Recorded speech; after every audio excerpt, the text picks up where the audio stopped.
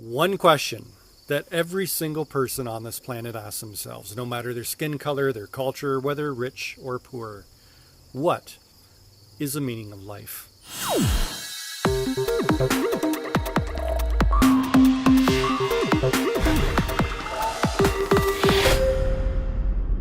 In order for there to be meaning, there first has to be purpose. So is there a purpose to our lives here on this earth? Is there a purpose to our very existence in this universe? According to the late and great British atheist Bertrand Russell, the answer is no. He likened our existence in this universe as being no different than a bunch of shipwrecked sailors out in the open ocean. Each sailor perishes underneath the ocean waves until the last one is gone, and well, the ocean continues on just like it did before. Whether these sailors lived or died made no difference to the ocean. And likewise, whether we live or perish makes no difference to the universe. Now, what I find interesting is the positive spin that many modern atheists try to put on such a depressing situation. They try to turn it into a cause for celebration. Several years ago, I watched a TED Talk where an atheist was trying to convince his audience, and himself, I'm sure, that because there was no overarching purpose or meaning to our existence, that was actually a good thing, because that meant that we could give ourselves our own meaning, our own purpose, that we could shape our own destiny. And yet, no matter how much you try to spin it, if there is no God, then humanity is condemned to an utter silence, which screams for meaning. Now, this probably will come as no surprise to my regular viewers, but one of my favorite books of the entire Bible is the book of Ecclesiastes found in the Old Testament.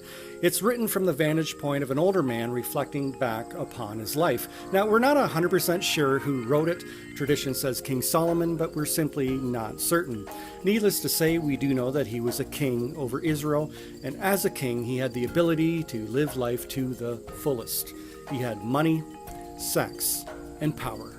As a king, he possessed great wealth, and yet he quickly discovered that, well, money can't buy you happiness, that the meaning of life cannot be found in material possessions. And as a king, he had harems. Yeah, baby.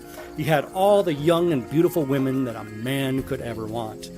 And yet, there again, it left his soul empty. He couldn't find meaning and purpose, even in the arms of the most beautiful women in the world. And as far as power was concerned, well, he was the most powerful man in the land. And so to build a lasting legacy for himself so that future generations would remember him by, he undertook great building projects. And yet he quickly realized that kingdoms rise and kingdoms fall, and the sands of time would eventually erode all of these building projects anyway. Everything in this life that he sought to find meaning and purpose in, he discovered were utterly meaningless, a chasing after the wind. And then in the last two verses of the book of Ecclesiastes, this old man sums up everything that he has learned. Are you ready? He says that here's the conclusion of the matter. Fear God and keep his commandments, for this is the whole duty of man. For God will bring every deed into judgment, including every hidden thing, whether good or evil.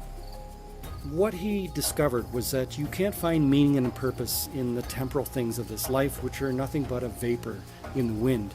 Rather, you can only find meaning and purpose to your life in obedience to the eternal commands of God, which he wants us to live by in this temporal life.